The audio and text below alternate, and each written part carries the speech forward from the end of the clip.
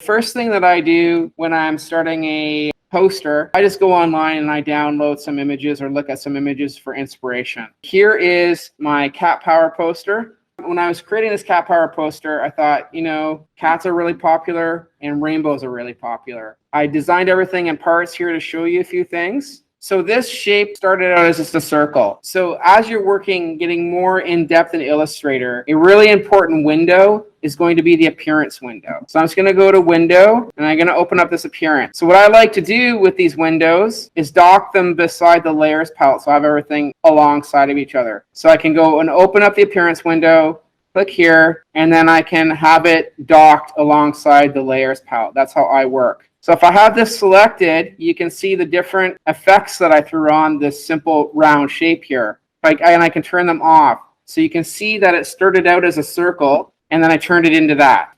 And that's also what I did with this shape here. If I turn the effect off in the appearance tab, the warp bulge, you see that it basically started out as a rounded star shape. So let me show you how to do that. So I can make an ellipse tool or a circle. And here's where I go. Into effect. I can go into warp and I can throw a bulge on the warp. And up here, you can see I can do these sliders and change the bulge and change a bunch of things if I want to. And right away, I'm changing the shape dynamic of that circle into something completely different. So under effect, warp, there's all these options you can play around with.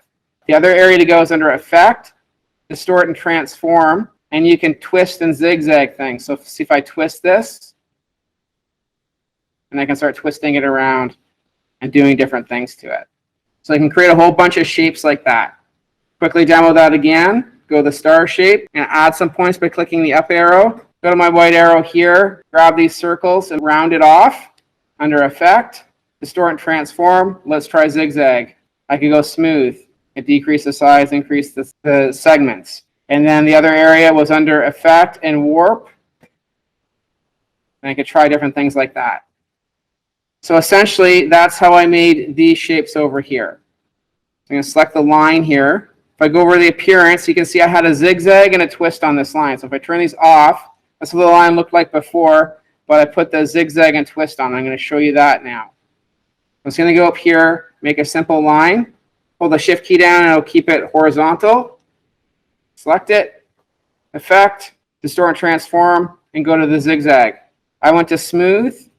You can increase the size and you increase these and go OK. And then I can go to effect, warp, and twist. I can twist that around if I need to and do different things to it. Now, if I want to do more to this thing, the next step for these is to go up into Object and expand Appearance. And now it changes it into a stroke.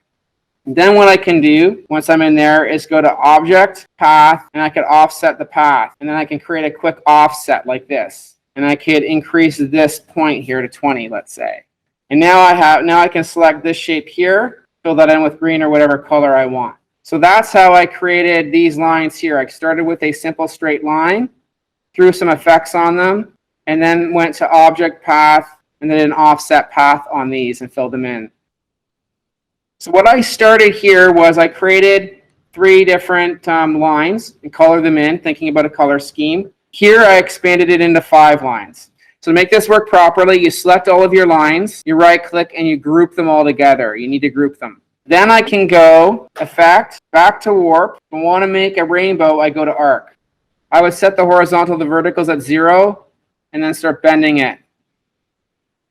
And then you can start twisting the horizontal if you want it, making it look like it's going back in space.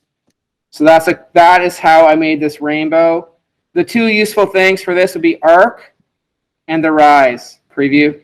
So the 2 useful things are Arc and then go to Rise here. And then you can bend that and do all sorts of interesting things with those 2 techniques. And then down here, I made this shape here. If I turn it off, if I turn the effect off, there's where it was. If I turn it back on, that's what I did. For this shape, I just went into the Effect, Warp area, and threw a Rise on that. Then I would go to Object, Expand Appearances, and now since that is done, I can go to my Type tool and go type on a path, click the path here, and say Cat Power. And that's how that was made. And that's how I created the Cat Power poster here.